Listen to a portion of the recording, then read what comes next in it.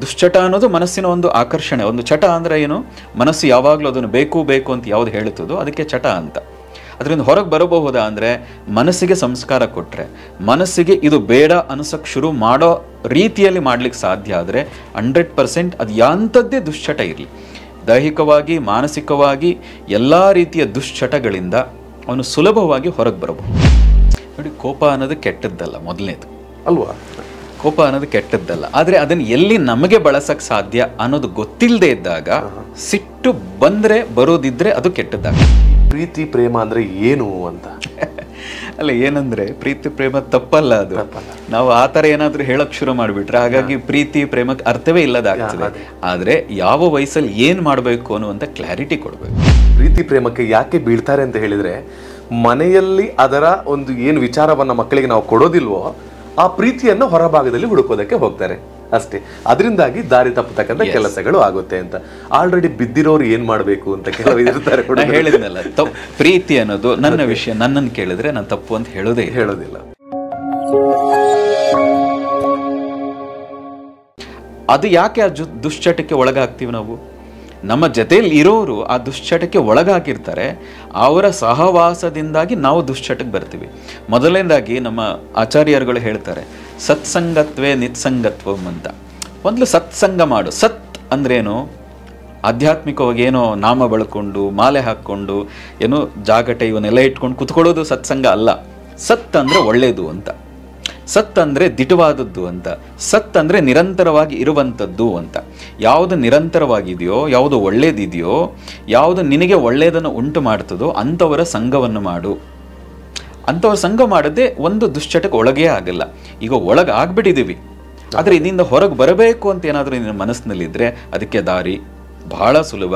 ಒಂದು ಯೋಗಾಭ್ಯಾಸ, ಎರಡನೇದು ಧ್ಯಾನಕ್ಕೆ ಸಂಬಂಧಪಟ್ಟಂಥ ಕಾರ್ಯಾಗಾರಗಳು. ಏನು ಮಾಡಿಬಿಡ್ತೀವಿ ನಾವು, ಯೂಟ್ಯೂಬ್ ನೋಡಿ ನನಗೆ ಈ ದುಶ್ಚಟಕ್ಕೆ ನಾನು ಒಳಗಾಗ್ಬಿಟ್ಟಿದ್ದೀನಿ, ಹಾಗಾಗಿ ನಾನು ಯೂಟ್ಯೂಬ್ ನೋಡ್ಬಿಟ್ಟು ಏನಾದರೂ ಕಲಿತು ನಾನು ಹೊರಗೆ ಬರ್ತೀನಿ ಅಂತ ಪ್ರಾಕ್ಟೀಸ್ ಶುರು ಮಾಡಿದಾಗ ಮತ್ತು ಅಲ್ಲೂ ಸಮಸ್ಯೆಗೆ ಸಿಗಾಕೊಳ್ತಾರೆ. ಅದಕ್ಕೆ ನಾ ಹೇಳೋದು, ಒಬ್ಬ ಗುರುವನ್ನು ಹುಡುಕಿ ಅಥವಾ ಯಾವುದೋ ಒಂದು ಕಾರ್ಯಾಗಾರಕ್ಕೆ ಹೋಗಿ ಒಂದಷ್ಟು ದಿನ ಮಾರ್ಗದರ್ಶನವನ್ನು ತಗೊಂಡು, ಈ ದುಶ್ಚಟ ಇದೆ, ದುಶ್ಚಟ ಅನ್ನೋದು ಮನಸ್ಸಿನ ಒಂದು ಆಕರ್ಷಣೆ. ಒಂದು ಚಟ ಅಂದರೆ ಏನು, ಮನಸ್ಸು ಯಾವಾಗಲೂ ಅದನ್ನು ಬೇಕು ಬೇಕು ಅಂತ ಯಾವುದು ಹೇಳುತ್ತದೋ ಅದಕ್ಕೆ ಚಟ ಅಂತ. ಅದರಿಂದ ಹೊರಗೆ ಬರಬಹುದಾ ಅಂದರೆ ಮನಸ್ಸಿಗೆ ಸಂಸ್ಕಾರ ಕೊಟ್ಟರೆ, ಮನಸ್ಸಿಗೆ ಇದು ಬೇಡ ಅನಿಸೋಕ್ಕೆ ಶುರು ಮಾಡೋ ರೀತಿಯಲ್ಲಿ ಮಾಡ್ಲಿಕ್ಕೆ ಸಾಧ್ಯ ಆದರೆ 100% ಅದು ಯಾಂಥದ್ದೇ ದುಶ್ಚಟ ಇರಲಿ, ದೈಹಿಕವಾಗಿ ಮಾನಸಿಕವಾಗಿ ಎಲ್ಲ ರೀತಿಯ ದುಶ್ಚಟಗಳಿಂದ ಅವನು ಸುಲಭವಾಗಿ ಹೊರಗೆ ಬರಬಹುದು. ಓಕೆ. ಮತ್ತಷ್ಟು ಜನಗಳಲ್ಲಿ ಯಾವುದೇ ಮಾತಾಡಿದ್ರು ಕೂಡ ಕೋಪ, ಸಿಡುಕು, ನನಗೆ ಆಗಲ್ಲ, ನನಗೆ ಅಂದರೆ ಏನು ಮಾತಾಡಿದ್ರು ಕೂಡ ಸಿಟ್ಟು ಬರೋದು, ಕ್ಷಣಕ್ಕೂ ಸಿಟ್ಟು ಬರೋದು. ಇದೆಲ್ಲದಕ್ಕೂ ಕೂಡ ಹೇಗೆ ಅದರಿಂದ ಹೊರ ಬರೋದು ಅಂತ ಹೇಳುವಂಥದ್ದು ಸಾಕಷ್ಟು ಮಂದಿಗೆ ಇರುತ್ತೆ. ನಮ್ಮ ಕೆಲವೊಂದು ಸ್ನೇಹ ಸಂಬಂಧಗಳು, ಕೆಲವೊಂದು ವಿಚಾರಗಳು, ಇದೆಲ್ಲವನ್ನು ಕಳೆದುಕೊಳ್ಳುವುದಕ್ಕೂ ಕೂಡ ಬಹಳ ಮುಖ್ಯವಾಗಿರುವಂಥ ಕಾರಣವೇ ಸಿಟ್ಟು, ಕೋಪಗಳು ಒಂದರ್ಥದಲ್ಲಿ ಆಗಿರ್ತದೆ. ಸೊ ತಮ್ಮ ಪ್ರಕಾರ ಇದರಿಂದ ಹೇಗೆ ಹೊರ ಬರಬಹುದು ಅಂತ? ನೋಡಿ, ಕೋಪ ಅನ್ನೋದು ಕೆಟ್ಟದ್ದಲ್ಲ, ಮೊದಲನೇದು ಅಲ್ವಾ? ಕೋಪ ಅನ್ನೋದು ಕೆಟ್ಟದ್ದಲ್ಲ. ಆದರೆ ಅದನ್ನು ಎಲ್ಲಿ ನಮಗೆ ಬಳಸಕ್ಕೆ ಸಾಧ್ಯ ಅನ್ನೋದು ಗೊತ್ತಿಲ್ಲದೆ ಇದ್ದಾಗ ಸಿಟ್ಟು ಬಂದರೆ ಬರೋದಿದ್ರೆ ಅದು ಕೆಟ್ಟದ್ದಾಗ್ತದೆ. ಸಿಟ್ಟನ್ನು ನಮ್ಮ ಹಿಡಿತದಲ್ಲಿದ್ದರೆ, ಸಿಟ್ಟು ನನಗೆ ಬೇಕು ಅಂದಾಗ ತರಲಿಕ್ಕೆ ಸಾಧ್ಯ ಆಗಿ, ಇಲ್ಲದೆ ಇದ್ದರೆ ಅದು ಬೇಡ ಅಂತ ಆಗೋದಿದ್ರೆ ಅದು ಕೆಟ್ಟದ್ದಲ್ಲ. ಕೆಲವು ಸಂದರ್ಭಗಳಿಗೆ ಬೇಕಾಗ್ತದೆ, ಆದರೆ ಕ್ರೋಧ ಇರಬಾರ್ದು. ಕ್ರೋಧ ಅಂದರೆ ನನಗೆ ಅರಿವೇ ಇಲ್ಲದೆ ನಾನು ಹೇಗೋ ಮಾತಾಡ್ತಾ ಇರ್ತೀನಿ, ನನಗೆ ಅರಿವೇ ಇಲ್ಲದೆ ಯಾರಿಗೋ ಚಾಕುನೇ ಹಾಕ್ಬಿಡ್ತೀನಿ, ನನಗೆ ಅರಿವೇ ಇಲ್ಲದೆ ಯಾರಿಗೋ ಹೊಡಿತಾ ಇರ್ತೀನಿ. ನಾವು ಕೆಲವು ಸರಿ ನೋಡ್ತೀವಿ, ಮಕ್ಕಳಿಗೆ ಹೊಡಿತಾನೆ ಇರ್ತಾರೆ. ಆ ಮಗು ಅಷ್ಟು ಅಳ್ತಾ ಇದೆ, ಸಾರಿ ಅಂತ ಕೇಳ್ತಾ ಇದೆ, ಏನನ್ನು ಹೇಳಿದ್ರು ಹೊಡಿಲಿಕ್ಕೆ ಶುರು ಮಾಡಿದರೆ ಅವರಿಗೆ ಪ್ರಜ್ಞೆ ಇರಲ್ಲ, ಎಷ್ಟು ಹೇಟ್ ಹೊಡಿತಾ ಇದ್ದೀನಿ, ರಕ್ತ ಬರ್ತಾ ಇದೆ, ಕೈ ಮುರಿದಿದೆ ಅನ್ನೋ ಪ್ರಜ್ಞೆ ಇಲ್ಲದೆ ಹೊಡಿತಾ ಇರ್ತಾರೆ. ಹೀಗೆ ಪ್ರಜ್ಞೆ ಇಲ್ಲದೆ ನಡ್ಕೊಳ್ತಾರಲ್ಲ, ಈ ರೀತಿಯ ಸಿಟ್ಟು ಬಹಳ ತಪ್ಪು. ಇಂಥ ಸಿಟ್ಟು ಯಾಕೆ ಬರ್ತದೆ? ನಮ್ಮ ಹಿರಿಯರು ಹೇಳೋರು, ಕೋಪ ಬರೋದು ಯಾರಿಗೆ ಅಂದರೆ ಕೈಲಿ ಆಗದೇ ಇರೋರಿಗೆ ಅಂತ. ಯಾವಾಗ ನಮಗೆ ಕೈಲಿ ಆಗಲ್ಲ ಅನ್ನೋ ರೀತಿಯ ಭಾವ ಬರ್ತದೆ, ಆಗ ಸಿಟ್ಟು ಬರ್ತದೆ. ಸಿಟ್ಟಿನಿಂದ ಹೊರಗೆ ಬರ್ಲಿಕ್ಕೆ ಸಾಧ್ಯನಾ? ಅವಾಗಲೂ ಸಾಧ್ಯ. ಸಿಟ್ಟಿನಿಂದ ಹೊರಗೆ ಬಂದು ಅದನ್ನು ಬೇರೆ ರೀತಿ ಚಾನಲೈಸ್ ಮಾಡ್ಬೋದು. ನಮ್ಮ ಎನರ್ಜಿಗಳನ್ನು ಹೀಗೆ ಸಿಟ್ಟಿನಿಂದಾಗಿ, ಕಾಮದಿಂದಾಗಿ, ಕ್ರೋಧದಿಂದಾಗಿ ಡಿವೈಡ್ ಮಾಡಿಬಿಟ್ಟಿದ್ದೀವಿ, ವೇಸ್ಟ್ ಮಾಡ್ತಾ ಇದ್ದೀವಿ ನಮ್ಮ ಎನರ್ಜಿನ. ಅದೇ ಸಿಟ್ಟು ಕೋಪ ಬರುವಂಥ ಎನರ್ಜಿಯನ್ನು ಒಂದು ಸರಿ ನಮ್ಮ ಹಿರಿಯರು ಹೇಳೋರು, ಹಾಗೆ ಕೋಪ ಬಂದಾಗ 10 ಸರಿ ಉಸಿರಾಡು ಅಂತ. ಈ ಉಸಿರಾಟ ಇದೆಯಲ್ಲ, ಉಸಿರಾಟಕ್ಕೂ ಮನಸ್ಸಿಗೂ ನೇರ ಸಂಬಂಧ ಇದೆ. ನೀವು ಕೋಪ ಬಂದಾಗ ಹೇಗೆ ಉಸಿರಾಡ್ತೀರಿ? ಕಂಟ್ರೋಲೇ ಇಲ್ಲ, ಹಾಗೆ ಎದ್ವಾ ತದ್ವಾ ಉಸಿರಾಡ್ತಾ ಇದೆ. ಭಯ ಬಂದಾಗ ಹೇಗೆ ಉಸಿರಾಡ್ತೀರಿ? ಹಿಡ್ಕೊಂಡ್ಬಿಡ್ತೀರಿ. ಹಾಗೆ ಉಸಿರು ಬಿಟ್ಟರೆ ಯಾರಿಗೂ ಗೊತ್ತಾಗ್ಬಿಡ್ತದೆ ಅಂತ ಹಾಗೆ ಹೋಲ್ಡ್ ಮಾಡಿಬಿಡ್ತೀರಿ. ಸಂತೋಷ ಬಂದಾಗ ಉಸಿರಾಡೋದೇ ಗೊತ್ತಾಗಲ್ಲ. ಅಂದರೆ ಉಸಿರಾಟಕ್ಕೂ ಮನಸ್ಸಿಗೂ ನೇರ ಸಂಬಂಧ ಇದೆ. ಹಾಗೆ ಉಸಿರಾಟಕ್ಕೂ ಕೋಪಕ್ಕೂ ಹಾಗೆ ಸಂಬಂಧ ಇದೆ.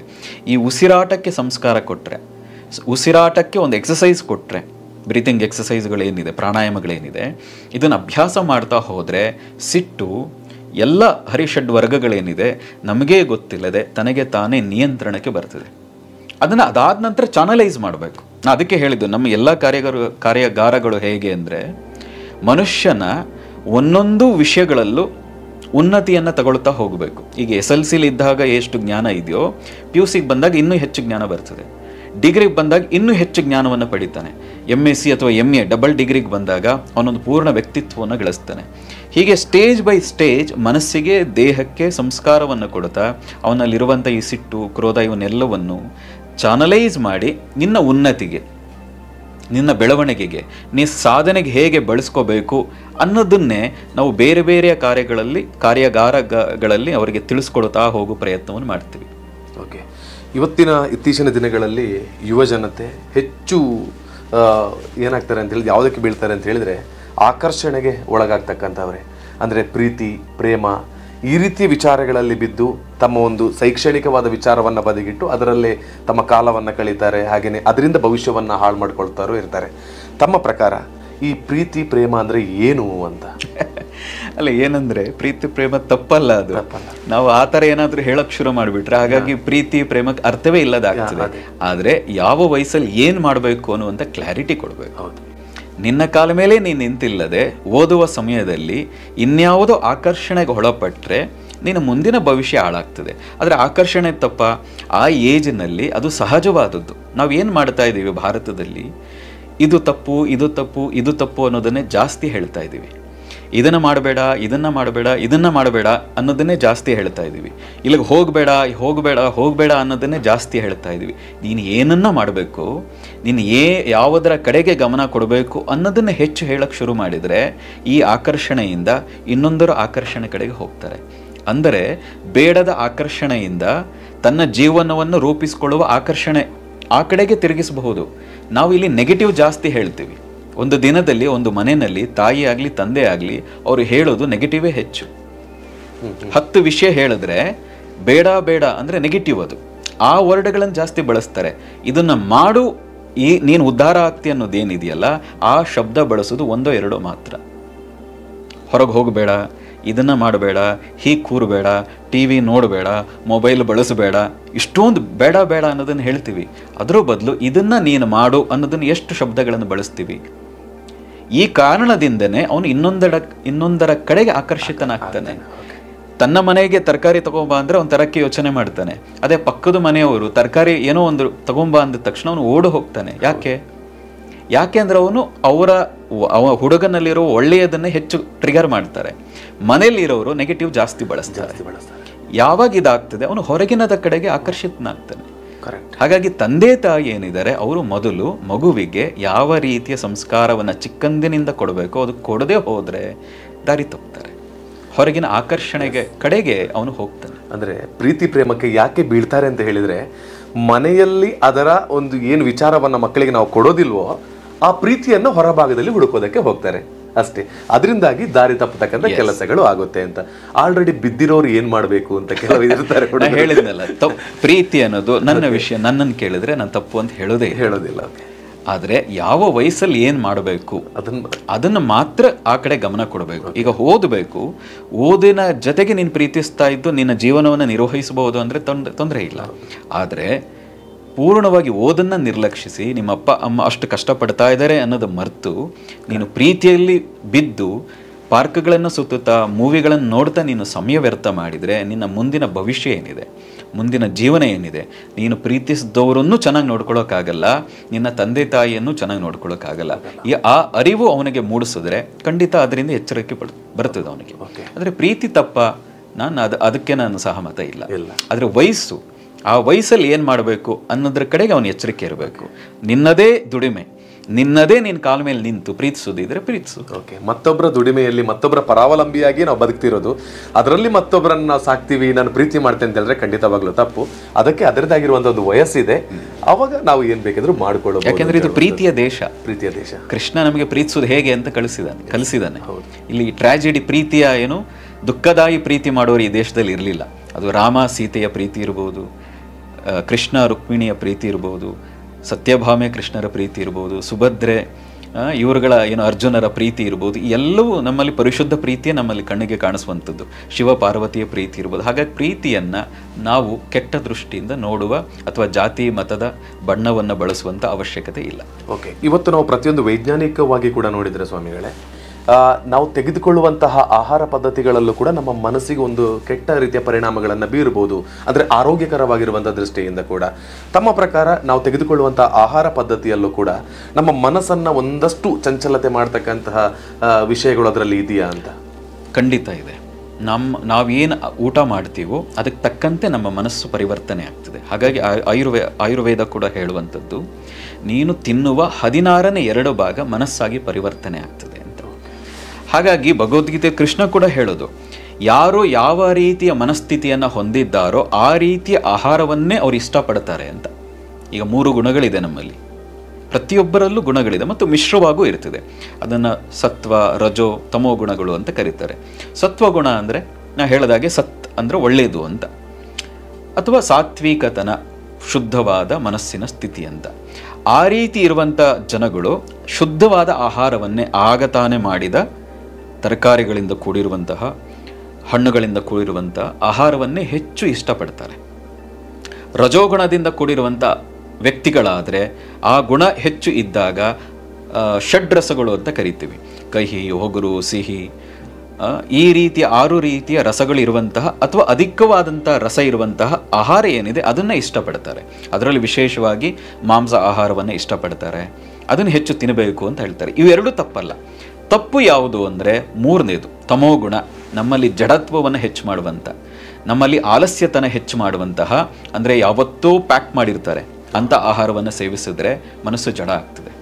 ಹೆಚ್ಚು ಸಮಯ ಫ್ರಿಡ್ಜಲ್ಲಿ ಇಟ್ಟಂಥ ಆಹಾರವನ್ನೇ ಹೆಚ್ಚು ಸೇವಿಸ್ತಾ ಇದ್ದರೆ ಮನಸ್ಸು ತಮೋಗುಣಕ್ಕೆ ಹೆಚ್ಚು ಇನ್ನೂ ಒಳಗಾಗ್ತದೆ. ಅವರು ಆಲ್ರೆಡಿ ತಮೋಗುಣ ಇದೆ, ಅದರಲ್ಲೂ ಇನ್ನು ಪ್ಯಾಕೆಟ್ ಆಹಾರಗಳನ್ನು, ಇನ್ಸ್ಟೆಂಟ್ ಆಹಾರಗಳನ್ನು, 2 ಮಿನಿಟ್ಸ್ನಲ್ಲಿ ಮಾಡುವಂಥ ಆಹಾರಗಳನ್ನು, ಅಥವಾ ನಿನ್ನೆ ರಾತ್ರಿ ಮಾಡಿದ್ದನ್ನು ಇವತ್ತು ಮಧ್ಯಾಹ್ನ ತಿನ್ನುವಂಥ ಈ ರೀತಿಯ ಏನಾದರೂ ರೂಢಿ ಇಟ್ಕೊಂಡ್ರೆ ಅವ್ರು ಇನ್ನೂ ಆಲಸಿಗಳಾಗ್ತಾರೆ, ಇನ್ನೂ ಜಡತ್ವ ಹೆಚ್ಚಾಗ್ತದೆ.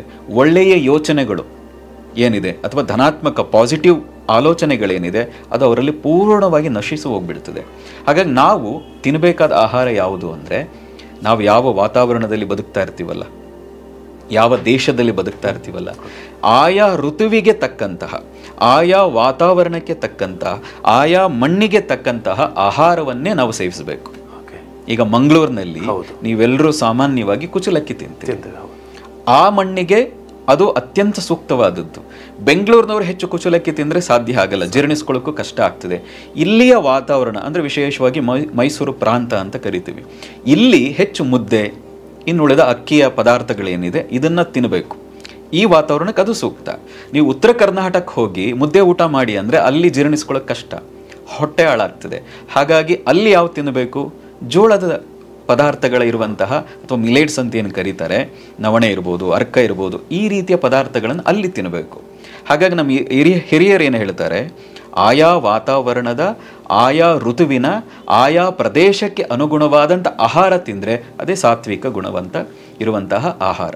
ಓಕೆ, ಅಂದರೆ ಆಹಾರಕ್ಕೂ ನಮ್ಮ ಮನಸ್ಸಿಗೂ ತುಂಬಾನೇ ನೇರ ಸಂಬಂಧ ಇದೆ. ನೀವು ಎಂತಹ ಊಟವನ್ನು ಮಾಡ್ತೀರೋ ಮತ್ತು ಎಷ್ಟು ಊಟ ಮಾಡ್ತೀರೋ ಅಷ್ಟು ನಿಮ್ಮ ಮೆದುಳು ಕೂಡ ಚುರುಕಾಗ್ತದೆ. ಈಗ ನೀವು ಬೆಳಗ್ಗೆ ಎದ್ದ ತಕ್ಷಣ ತುಂಬ ಅತಿಯಾಗಿ ತಿಂದರೆ ಇಡೀ ದಿನ ಮೆದುವಾಗ್ತೀರಿ. ಹಾಗಂತ ಕಡಿಮೆನೂ ತಿನ್ನಬಾರ್ದು. ಬೆಳಗ್ಗಿನ ತಿಂಡಿ ಜಾಸ್ತಿ ತಿನ್ನಬೇಕು, ಮಧ್ಯಾಹ್ನ ಕಡಿಮೆ ತಿನ್ನಬೇಕು, ರಾತ್ರಿ ಎಷ್ಟು ಸಾಧ್ಯ ಅಷ್ಟು ಕಡಿಮೆ. ಅದರಲ್ಲೂ ವಿಶೇಷವಾಗಿ 7 ಗಂಟೆ ನಂತರ ಅಂತೂ ರಾತ್ರಿ ಊಟ ಮಾಡಬಾರ್ದು. ಹಾಗೆ ಊಟ ಮಾಡಿಲ್ಲ ಅಂದರೆ ಬೆಳಗ್ಗೆ ವಿದ್ಯಾರ್ಥಿಗಳು ವಿಶೇಷವಾಗಿ ಚುರುಕಾಗಿ ಎದ್ದೇಳ್ತಾರೆ. ರಾತ್ರಿ ಹೆವಿಯಾಗಿ ಊಟ ಮಾಡಿದ್ರೆ ಬೆಳಗ್ಗೆ ಎದ್ದೇಳ್ಸಕ್ಕೆ ಹೋದ್ರೆ ಅರ್ಧ ಗಂಟೆ ಬೇಕು ಅವನಿಗೆ ಬಿಸಿಲಿಕ್ಕೆ. ಹಾಗಾಗಿ ಆಹಾರಕ್ಕೂ ನಿಮ್ಮ ದಿನಚರಿಗೂ, ಆಹಾರಕ್ಕೂ ನಿಮ್ಮ ಮನಸ್ಸಿಗೂ ನೇರವಾದ ಸಂಬಂಧ ಇದೆ ಅಲ್ವಾ? ಓಕೆ, ನಿಜವಾಗ್ಲೂ ಆಹಾರದ ವಿಚಾರದ ಬಗ್ಗೆ ಹೇಗೆ ನಾವು ತೆಗೆದುಕೊಳ್ಳಬೇಕು ಅನ್ನೋದ್ರ ಬಗ್ಗೆ ಮಾಹಿತಿಗಳು ಸಿಕ್ಕಿದೆ. ಕೆಲವೊಂದು ವ್ಯಕ್ತಿಗಳು ತಮ್ಮ ದೇಹ ತ್ಯಾಗವನ್ನು ಮಾಡ್ತಾರೆ. ಅವನು 18 ವರ್ಷದಲ್ಲೇ ಬೈಕಲ್ಲಿ ಹೋಗ್ಬೇಕಿದ್ದಿರ್ಬೇಕಾದ್ರೆ ಅವನ ದೇಹ ತ್ಯಾಗ ಆಗ್ಬೋದು ಅಥವಾ ಆಕ್ಸಿಡೆಂಟ್ ಆಗ್ಬೋದು. ಇದೆಲ್ಲವನ್ನು ಕೂಡ ಅವನೇ ಅಂದರೆ ಅವರ ನಿರ್ಧರಿತವ ಅಥವಾ ಒಂದು ಆಯಸ್ಸು ಅನ್ನತಕ್ಕಂತಹದ್ದು ಅವನ ಹುಟ್ಟಿನಿಂದಲೇ ಬಂದಿರುವಂತಹ ಒಂದು, ನಾನು ಆವಾಗಲೇ ಒಂದು ವರ್ಡ್ ತೆಗೆದೆ, ಹಣೆ ಬರಹವ ಅಂತ.